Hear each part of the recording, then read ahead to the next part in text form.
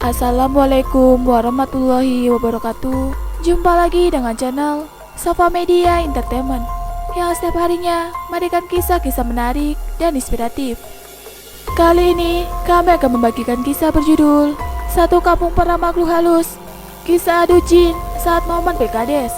Sahabat Safa Media, pemilihan umum kepala desa memang punya ruang masa yang lebih sedikit ketimbang pemilu-pemilu kepala daerah lainnya.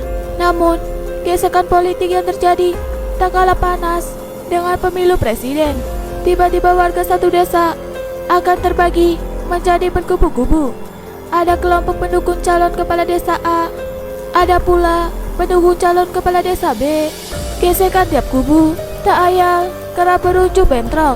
Ya, setidaknya mereka akan terlibat bentrok mulut atau perang umpatan. Hal itulah yang terjadi di sebuah desa Kabupaten Subang pada 2018 silam. Sebut saja desa A. Saat itu, Kabupaten Subang sedang menggelar pilkada serentak di 165 desa, termasuk desa A. Di desa A, ada 4 calon kepala desa yang bertarung. Namun, hanya 2 pasangan calon yang punya masa melimpah. Sebut saja paslon 1 dan paslon 2. Kedua masa dari kedua plafon itu kerap terlibat gesekan adu mulut di banyak ruangan, apalagi saat kampanye. Pihak kepolisian bahkan harus memisahkan rute kampanye agar tidak terjadi hal-hal yang tidak diinginkan. Maklum saja, paslon 1 adalah pertahanan, sedangkan paslon 2 adalah seorang tokoh besar di desa A. Seusai masa kampanye, situasi pilkada di desa A menjadi masa yang tenang. Artinya, tak ada satupun tim sukses dari tiap kubu yang boleh melakukan kampanye dalam bentuk apapun. Namun, desa A tidak demikian.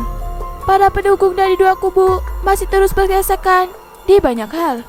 Ragam fitnah dan umpatan masih saling terlontar di antara keduanya. Hal yang paling mengejutkan dari gesekan kedua kubu itu pun terjadi jika sebelumnya mereka beradu massa, maka di masa tenang ini giliran makhluk halus yang bermain.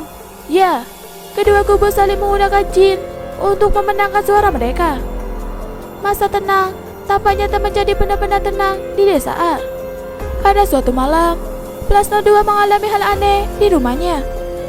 Saat akan beristirahat, sang istri tiba-tiba melihat selepas cahaya putih yang mondar-mandir di ruang tengah. Jelas ia teriak dan memancing tanda tanya para tetangga. Sang suami yang menjadi calon kades pun terkaget-kaget. Ia bertanya apa yang terjadi. Setelah diceritakan, sang kades pun menunggui tengah rumah. Benar saja, sekelebat cahaya putih itu muncul kembali. Jelas sang calon kades kaget. Ia kemudian menganggap bahwa itu adalah kiriman santet dari salah satu paslon saingannya. Sontak, sang calon kades menghubungi rekan-rekannya yang juga menjadi tim sukses untuk menunggui rumahnya. Sekelebat cahaya itu tak lagi muncul malam itu. Keesokan harinya, sang calon kades dari 2 paslon menghubungi kerabatnya untuk dihubungkan dengan salah satu orang pintar. Singkat cerita, mereka menemui sang orang pintar. Setelah diceritakan apa yang dialaminya semalam, si orang pintar itu mengatakan bahwa itu adalah kiriman santet dari salah satu calon. Sontak saja, sang calon kades kaget. Ia langsung meminta sang dukun untuk membuatkan jimat agar ia terhindar dari serangan-serangan mistis lainnya. Di luar dugaan, si orang pintar tak hanya menawarkan jimat, ia bahkan menawarkan tentara jin untuk melawan balik sang penyerang. Sang calon kades pun menerima, tak peduli berapapun maharnya. Akhirnya, si orang pintar mendatangi tempat kejadian perkara. Ia juga meminta tinggal di desa A hingga pengumpulkan suara berlangsung.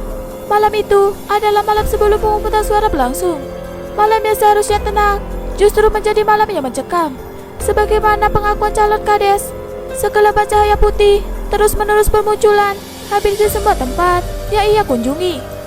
Sang orang pintar yang ia sewa pun masih sibuk merapal berbagai mantra agar kliennya terhindar dari serangan. Pengakuan warga yang lebih mengagetkan lagi. Banyak warga mengatakan tiba-tiba selalu ada pecahan telur di depan rumah mereka semalaman penuh.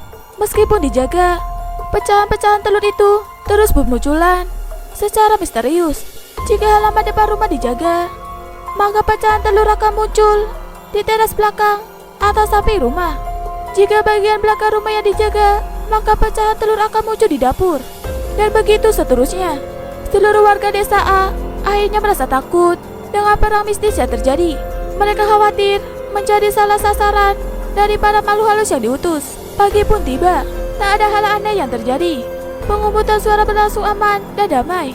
Kejadian mistis pun menghilang seiring pilkades berhenti. Hingga kini, tak ada yang tahu siapa pelaku penyerangan mistis yang terjadi selama pilkades berlangsung. Pasalnya, semua calon mengaku kerap dibuntuti cahaya putih selama momen pilkades. Alhasil, saling tuding pun terjadi. Masing-masing calon kades itu ternyata menyewa orang pintar untuk melindungi diri dari serangan yang diduga saat itu. Demikian kisah hari ini. Jangan lupa nantikan kisah terbaru dari kami. Sampai jumpa. Wassalamualaikum warahmatullahi wabarakatuh.